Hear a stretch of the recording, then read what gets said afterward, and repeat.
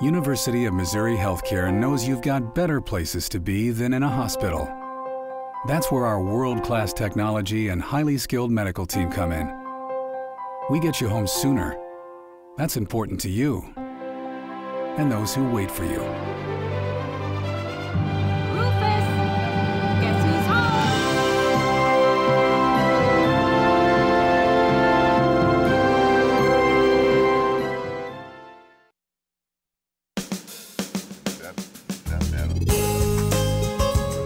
Good morning and welcome to Radio Friends. This is Tuesday, it's December 13th, and today we're going to talk about how we can save money around the house with our lighting. And we've got Dave Mars with us, Columbia Water and Light. Good to have you here, Paul. Dave. And I guess the biggest thing we keep in mind is that, first of all, the incandescent light bulbs are going to be disappearing. They're going to be gone with the wind before. Well, I believe with the turn of the New Year's, no 100-watt lights will be available, 100-watt incandescent bulbs. Oh, you can't buy the 100-watt incandescents after anymore? the first of the year. Okay. Because that's a real energy cruncher right there. It puts out a lot of heat. So I guess we're still going to let us have the 60s and the 40s kind of weed us out. But, I recently had a compact fluorescent bulb, even these guys go out and went, oh, okay, so I write the date on the ferrule when I put it in. I got 7 years out of this bulb in an enclosed container in a ceiling fan. And I computed the amount of hours it is on during the day and, throughout the years. I saved $83 with this bulb. With the compact fluorescent. Compact fluorescent bulb. Now, this is the Sylvania brand. Early on, some people have told me recently they have some problems with them lasting. Well, what you want to do, though, you want to write the date of installation right here on the ferrule. Okay, now when we talk about, we're talking about these little squiggly bulbs, and about, I guess it was about 5 years or so, I replaced pretty much all the bulbs in my house that I didn't dim, because these don't dim. They have some now that do, but yeah. But I replaced all of them with these compact fluorescents.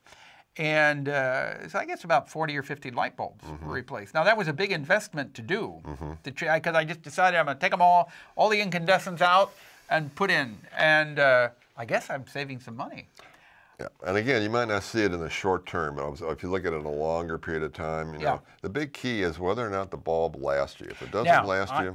Yes. Now I've had some, they have not been lasting 7 years, but I took them back to the store that I bought them, and they immediately took them back and replaced them and gave me a new bulb.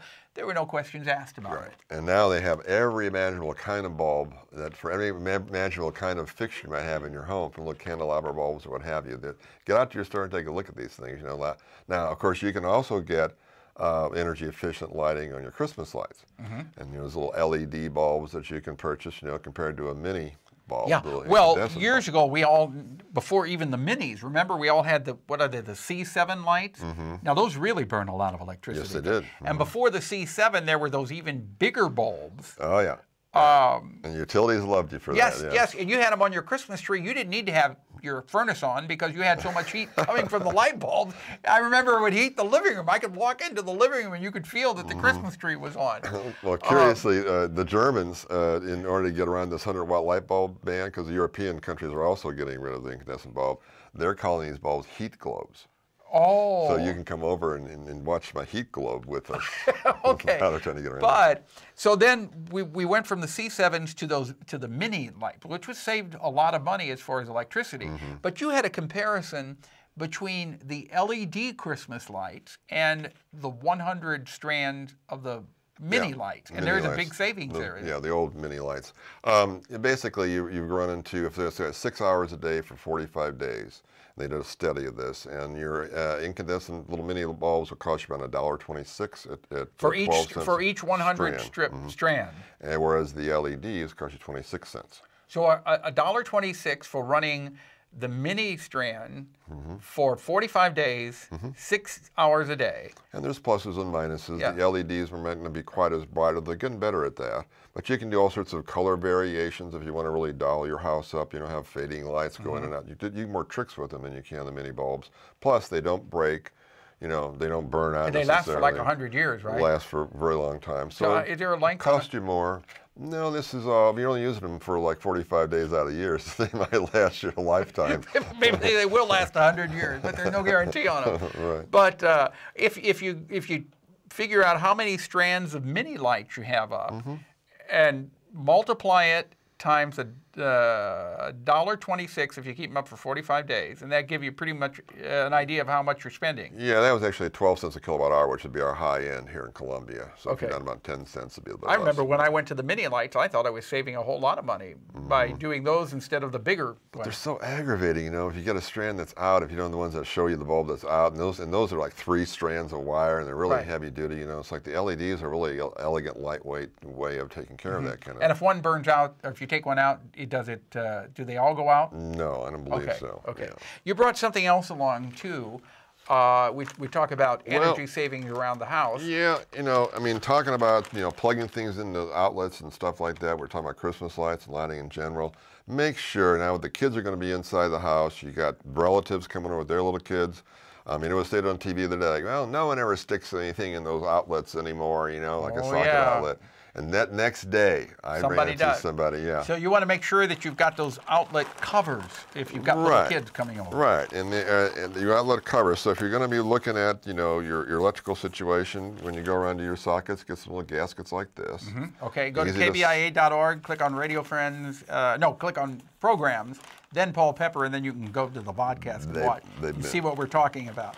And these little foam things also around in the sockets on the outside wall help prevent air leakage also. So you do that, and then at the same time as you're thinking about it, then you get some of these safety clips that you can put in your sockets. Yeah, to keep kids from poking things in.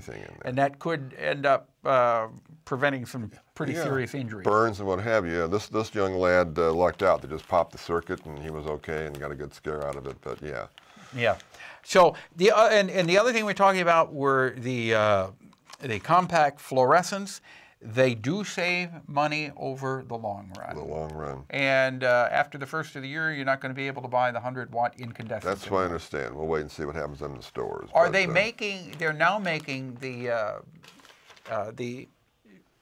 energy efficient ones, the little squigglies, the compact fluorescents, where you can also do the dimming, because before you couldn't dim those. I believe so. I haven't tried any of them out. They had them out a few years ago, and the problem with that was it was sort of dim to here and dim to here, and it wasn't a smooth transition, so it was a very costly bulb too. Yeah, but changes occur every day. If you want more information on any of this, you can call Columbia Water and Light, and or you can go online to gocolumbiamo.com.